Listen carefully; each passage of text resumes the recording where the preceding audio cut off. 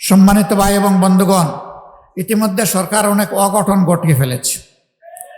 কেন্দ্রীয় ব্যাংকের গভর্নর নিয়োগ, ইসলামী ব্যাংক সহ বিভিন্ন ব্যাংকের দিকে কালো হাত, বিশ্ববিদ্যালয়ের যোগ্য বিসিদেরকে সরিয়ে দিয়ে দলের একান্ত অনুগত দলের কর্মীদেরকে বিসি হিসাবে বসায় দেওয়া, জেলা পরিষদের মতো গুরুত্বপূর্ণ জায়গায় নিজেদের দলীয় ক্যাডার এবং নেতাদেরকে প্রশাসক হিসেবে বসিয়ে দেওয়া,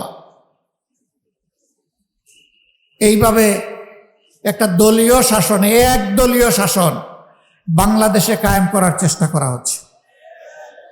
ইতিহাস ভুলে গেলে হবে না। শেখ মুজিবুর রহমান সাহেবও একদলীয় বাকশাল কায়েম করেছিলেন না, অর্ধ বছরও ক্ষমতায় থাকতে পারেননি এরপরে। সুতরাং একদলীয় শাসনে দেশের মানুষ মেনে নেবে না। সংসদে দাঁড়িয়ে বিরোধী দলকে তুচ্ছ তাচ্ছিল্য করার এই সংস্কৃতি চালু করেছিল আওয়ামী লীগ।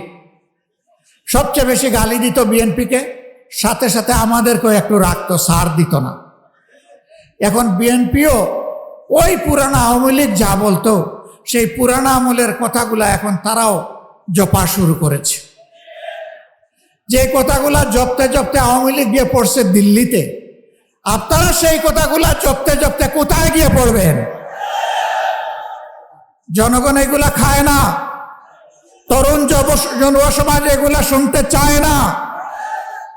তরুণ যুব সমাজের বুকের ভাষা বুঝার চেষ্টা করুন, নাইলে ভুল করবেন। আমরা আশা করতে চাই সরকার তারা নিজেদের ভুল নীতি পরিহার করে জনকল্যাণমূলক জনবান্ধব নীতিতে ফিরে আসবে। সম্মানিত ভাইয়েরা, একটা বড় বাজেট দেওয়া হয়েছে, অসুবিধা নাই। বাজেট দেওয়ার দায়িত্ব সরকারের, বাস্তবায়ন করার দায়িত্ব সরকারের। শুধু এতটুকু বলবো, গত 15.5 বছর এই বাজেট থেকে যেভাবে আওয়ামী লীগ আর তার দূষররা 29 লক্ষ কোটি টাকা চুরি করে নিয়ে গিয়েছিল, সেই পথে আপনারা হাঁটবেন না। তবে কিভাবে আস্থা রাখবো?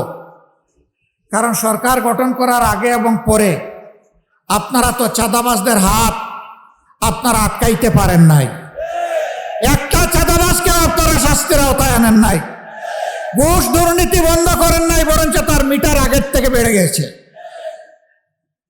যদি এই অবস্থা জারি থাকে তাহলে জনগণের জায়গায় তার ভাগ্য নিয়ে কুমড়ি খাবে। আর কিছু দল